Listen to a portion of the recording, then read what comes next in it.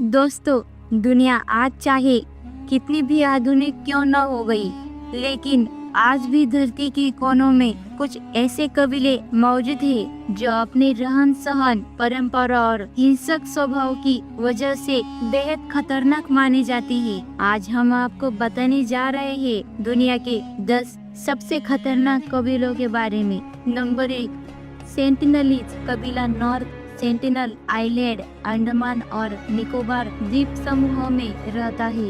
यह द्वीप बंगाल की खाड़ी में है और भारत के अधिकार क्षेत्र में आता है। इनकी कुल आबादी बहुत कम है। अनुमान है कि 50 से 200 लोगों के बीच। सही आंकड़ा किसी को पता नहीं क्योंकि वहाँ जाना मना है। ये लोग पूरी तरह शिकार और फल सब्जियों पर निर्भर रहते हैं। मछलियाँ पकड़ते हैं, जंगली जानवरों का शिकार करते हैं और पेड़ों के फल खाते हैं। ये अभी भी पाषाण युग जैसे जीवन शैली जीते हैं। न बिजली, न कपड़े, न आधुनिक साधन, हथियार, तीर, भाले और धनुष। ये बाहरी लोगों को तुरंत दुश्मन मानते हैं। नाव या हेलीकॉप्टर भी पास आए तो ये तीर चलाते हैं। 2006 में 2 भारतीय मछुआरे गलती से वहां चले गए थे तो इन्हें मार डाला गया। 2018 में एक अमेरिकी मिशनरी जोहन अलेन चाउ उन्हें इंसान धर्म का प्रचार करने गया तो उन्होंने उसे भी मार डाला। भारत सरकार ने नॉर्थ सेंटिनल आइलैंड पर जाना सख्त मना किया है। वहाँ से 5 किलोमीटर दूर तक किसी भी जहाज या नाव को जाने की अनुमति नहीं। इसका कारण है सेंटिनलीज की सुरक्षा, क्योंकि बाहर वालों की बीमारियों से वे मर सकते हैं। माना जाता है कि सेंटिनलीज कबील 60,000 साल से भी पुराना है। ये पूरी तरह से आधुनिक सभ्यता से अछूते हैं। नंबर 2, पोरोवाई कबीला इंडोनेशिया पापुआ। पोरोवाई कबीला इंडोनेशिया के पापुआ प्रांत के घने और दुर्गम जंगलों में रहता है। ये लोग दुनिया से लगभग कटे हुए हैं और आधुनिक जीवन से बहुत दूर है। इनकी आबादी लगभग 3,000 से 4,000 लोगों के बीच मानी जाती है। कोरवाई लोग अपने अनोखे ट्री हाउस, पेड़ों पर बने घरों के लिए मशहूर है। ये घर जमीन से 30-40 मीटर ऊंचे पेड़ों पर बनाए जाते हैं ताकि जंगली जानवरों और दुश्मनों से बच सके। उनका मुख्य काम शिकार, मछली पकड़ना और फल फूल इकट्ठा करना। ये लोग कपड़े नहीं पहनते या बहुत साधारण पहनावा रखते हैं। धनुष, बाण और भाले इनके प्रमुख हथियार है। ये पत्थर और लकड़ी से बने औजारों का उपयोग करते हैं। कोरोवाई कबीला दुनिया भर में इसलिए बदनाम है क्योंकि माना जाता है कि ये नरभक्षी है। इनकी मान्यता है कि अगर कोई व्यक्ति मरता है तो उसकी मौत का कारण कोई खुनिस या जादूगर होता है। जब वे किसी पर जादू टोना या मौत का इल्जाम लगता है तो उसे मारकर खा जाते हैं। हालांकि कुछ शोधकर्ता मानते हैं कि आजकल ये प्रथा कम हो गई है, लेकिन पूरी तरह से खत्म नहीं हुई क्योंकि ये बाहरी लोगों पर भरोसा नहीं करते। कभी कभी ये आक्रामक हो जाते हैं और अपने इलाके में घुसपैठियों को मार सकते हैं। इनकी नरभक्षी परंपरा भी इन्हें बेहद खतरनाक छवि देती है। कोरवाई कबीला मानव सभ्यता के उस दौर की झलक है जब इंसान शिकार, पेड़ों पर घर और जादू टोने की मान्यताओं पर निर्भर था। आज भी ये कबीला हमें बताता है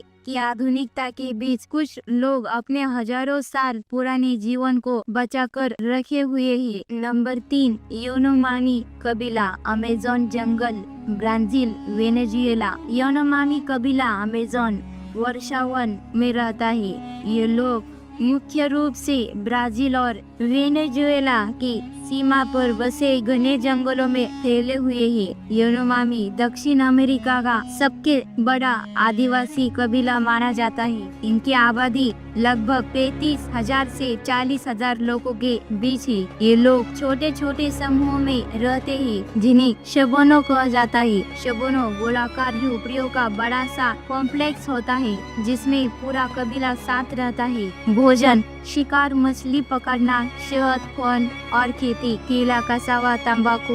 ये लोग बहुत धार्मिक और रहस्यमय होते हैं। आत्मा और शमन, जादू टोना करने वाले पुजारी में विश्वास रखते हैं। बाहरी लोगों से इनका संपर्क बहुत सीमित है। कभी कभी ये बाहरी लोगों को दुश्मन मानकर हमला कर देते हैं। इनके युद्ध प्रिय स्वभाव और जहरीले तीरों की वजह से ये कबीला खतरनाक माना जाता है। यानोमामी लोग मानते हैं कि ये आत्माएं उनके जीवन को नियंत्रित करती है।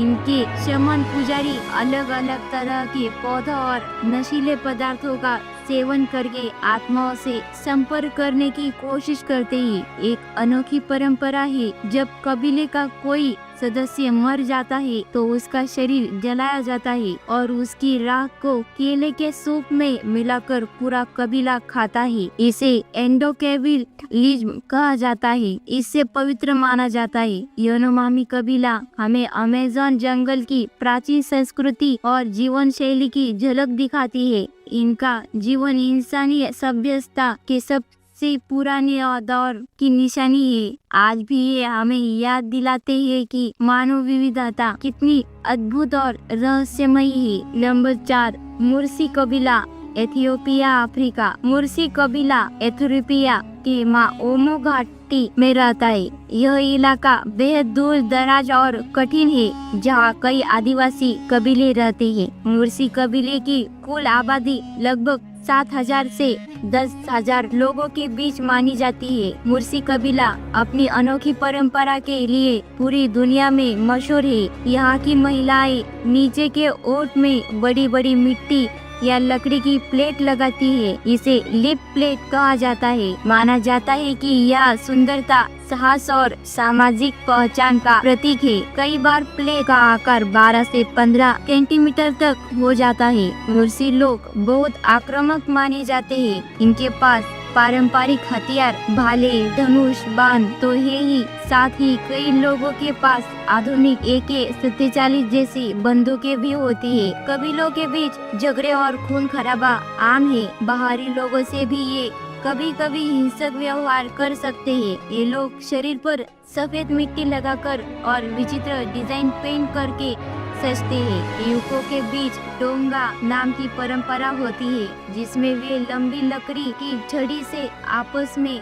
लड़ते हैं। यह खेल बहुत हिंसक होता है और कभी कभी गंभीर चोटों भी लग जाती है। बाहरी लोगों पर यह हमेशा भरोसा नहीं करते। कभी कभी पर्यटकों से दुर्व्यवहार या लूटपाट की घटनाएं भी हुई है। उनके हथियारों और आक्रामक स्वभाव की वजह से इन्हें दुनिया के खतरनाक कबीलों में गिना जाता है। नंबर 5, अस्मात कबीला, इंडोनेशिया। अस्मात कबीला इंडोनेशिया के पापुआ प्रांत में रहता है। ये लोग ज्यादातर दलदली और तटीय क्षेत्रों में बसे हुए हैं। नदियाँ और जंगल इनकी जिंदगी का अहम हिस्सा है। अस्मात लोगों की जनसंख्या लगभग 70,000 से 1 लाख के बीच मानी जाती है। ये लोग मुख्य रूप से मछली पकड़ने, शिकार और जंगल से फल सब्जियां इकट्ठा करने पर निर्भर रहते हैं। अस्मात लोग नाव, कैनो बनाने और लकड़ी की नक्काशी के लिए मशहूर है। इनकी बनाए हुए टोटेम पोल और मूर्तियाँ बहुत कलात्मक और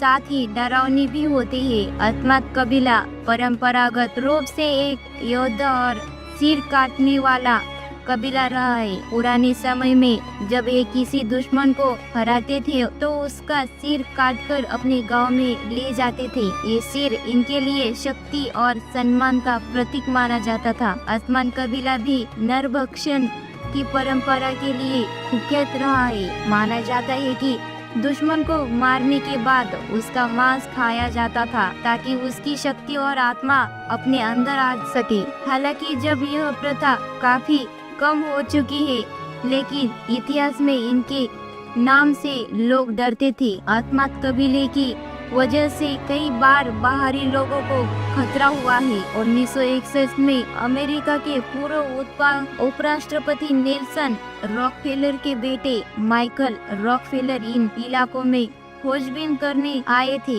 वे अचानक लापता हो गए और माना जाता है कि अस्मत कबीलों ने उनकी हत्या कर दी और शाहद नरभक्षण भी किया। यह घटना आज भी एक रहस्य है और अस्मत कबीलों के खतरनाक मानने का बड़ा कारण है। दोस्तों, ये कबीले हमें याद दिलाते हैं कि इंसान आज भी कई रूपों में धरती पर मौजूद है। कई सभ्य समाज में तो कई ऐसे रहस्यमय और खतरनाक कबीलों में इनसे दूरी ही सबसे बड़ा बचाव है।